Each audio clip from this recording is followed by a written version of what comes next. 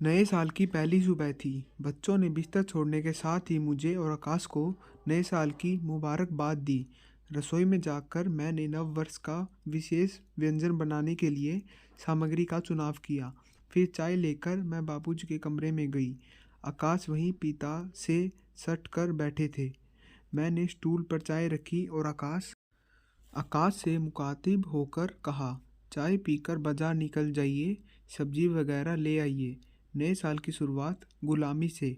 आकाश ने आंखें तरेर कर कहा। मैं कुछ कहती इससे पूर्व ही बापूजी ने कहा, घर का काम करना खुशी की बात होती है, गुलामी की नहीं। चाय पीकर ज्यों ही मैं उठने को हुई, चंदन जी का स्कूटर सरसराता हुआ आकर रुक गया। नए साल की बहुत बहुत बधाई हो, कहकर उन्होंने आकाश, बापूजी एवं मुझे नमस्कार किया। बापूजी ने कहा, नए साल का पहला मेहमान आया है, मुंह मीठा कराओ दुल्हन। जी बापूजी अभी लाई, कहकर ज्यों ही मैं उठने लगी, चंदन जी ने 2 प्लास्टिक के थैले मुझे पकड़ाते हुए कहा, एक में मिठाई है बच्चों के लिए, दूसरे में चिकन है, आकाश साहब के लिए और मेरे लिए।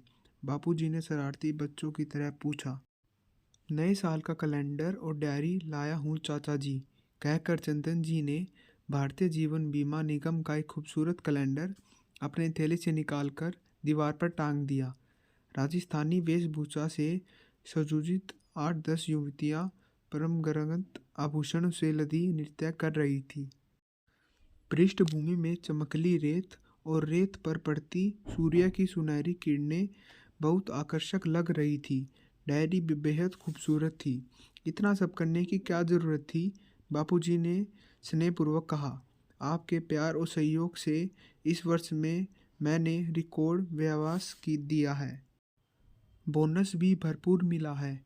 आप लोगों को पहले जानता नहीं था, कुछ खिलिया पिलिया नहीं। इसका एक बेटे की कमाई समझकर स्वीकार कीजिए।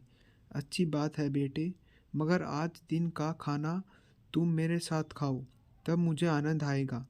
बापूजी ने कहा, ऐसा है चाचा जी, मुझे आज 7-8 और घनिष्ठ मित्रों के घर मिठाई पहुंचानी है।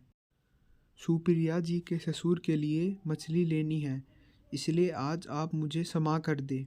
मेरा लाया कैलेंडर हर पल आपके साथ है ना, कहकर चंदन जी ने आज्ञा ली और हाथ जोड़कर मुझे नमस्कार किया।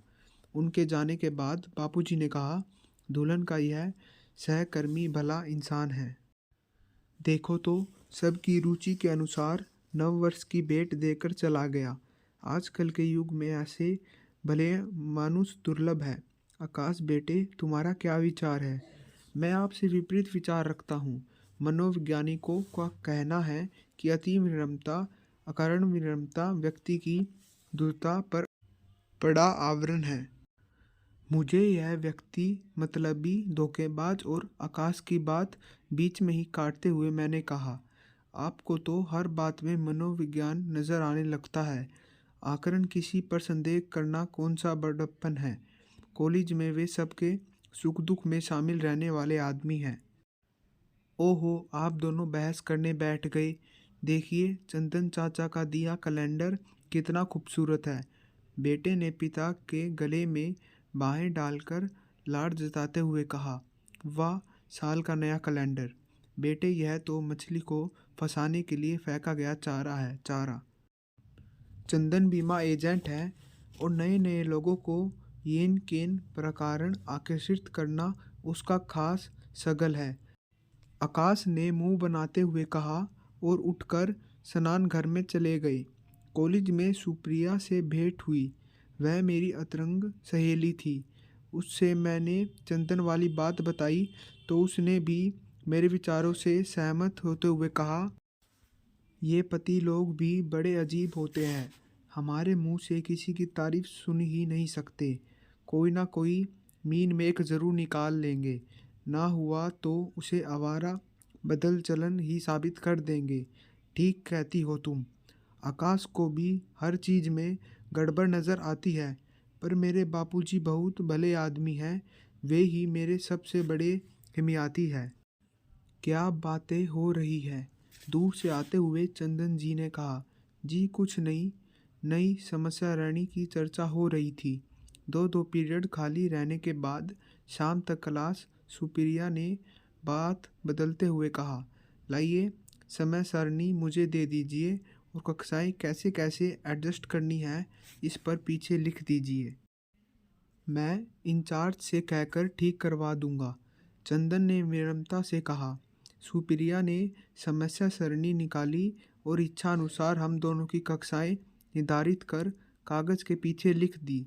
फिर कागज चंदन को देते हुए कहा, इंचार्ज तो बड़े टेढ़े आदमी हैं, संभव है इसे स्वीकार नहीं करेंगे। उन्हें समझाना और मनाना मेरा काम है, आप निश्चित रहे। लो, चंदन बहुत ही नेक इंसान है। मैंने उसे एक झूठी बात कही तो उसने उस मुश्किल को भी आसान कर दिया।